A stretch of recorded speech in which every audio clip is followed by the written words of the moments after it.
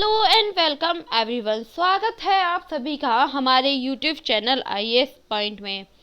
Guys, आप सभी लोग अच्छे होंगे और मैं आशा करती हूँ आप सभी लोग बहुत अच्छे होंगे और आप सभी की स्टडी भी काफ़ी अच्छे से चल रही होगी।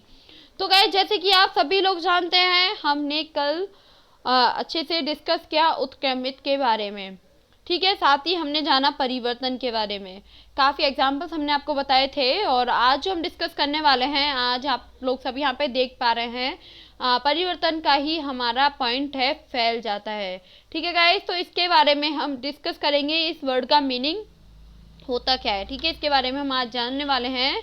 तो चलिए आज की वीडियो में स्टार्ट करते हैं।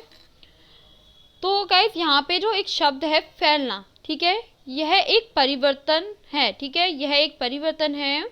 ये होता कैसे है, अब हमें इसे समझना है, ठीक है।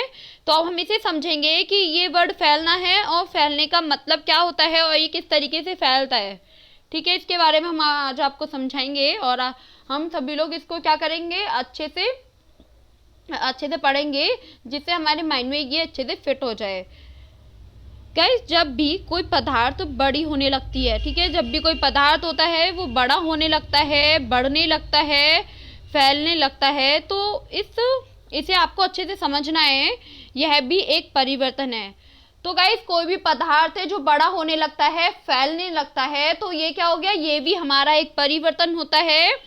और इसके विपरीत एक और परिवर्तन होता है गाइस, इसके विपरीत एक और परिवर्तन होता है जो होता है सिकुड़ना, ठीक है।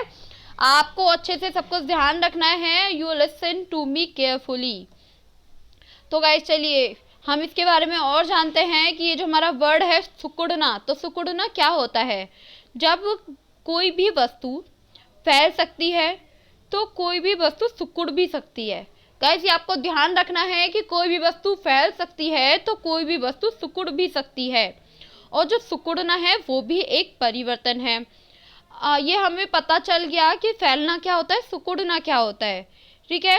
अब हम ये जान लेते हैं कि ये सिकुड़ना और फैलना होता कैसे है, ठीक है गाइस। आप ध्यान रखेंगे, आप अच्छे से सुनेंगे मेरे को, कि अब हम अच्छे से क्योंकि डिस्कस करने वाले हैं कि सिकुड़ना और फैलना होता कैसे है।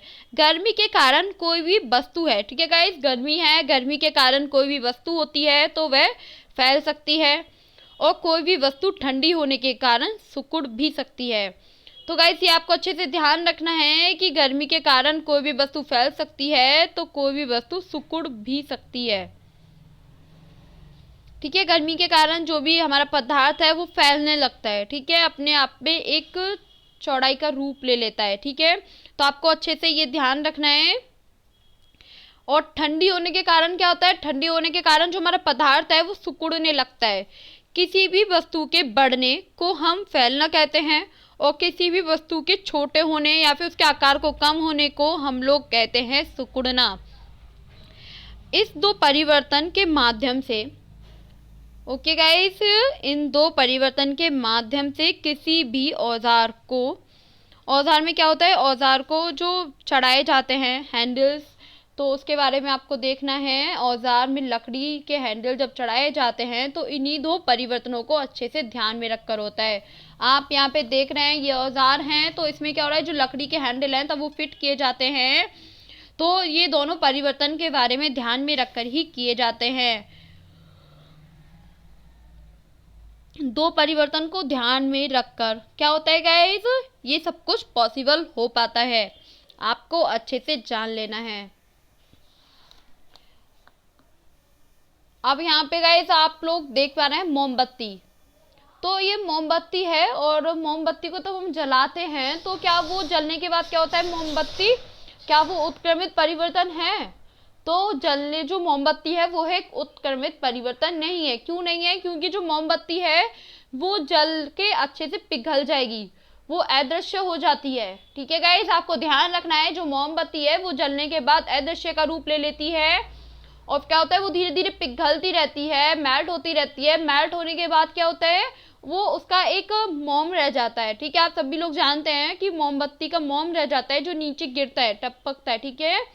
तो जो मोम रहता है, तो वो मोम से हम दोबारा मोमबत्ती को नहीं क्रिएट कर पाते हैं, जो गाइज हमारे घर पे हम मोमबत्ती जलाते हैं, तो मोमबत्ती जलाने के बाद क्या हम मोम से दूसरी मोमबत्ती को बना पाते हैं? नहीं बना पाते हैं। तो ये हमारा उत्क्रमित परिवर्तन नहीं है, ये आपको अच्छे से ध्यान में रखना है।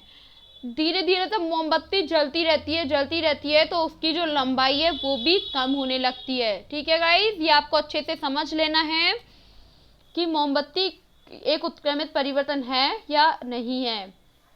तो गाइज आज का जो हमारा चैप्टर है 6th चैप्टर वो भी हमारा फिनिश हो चुका है।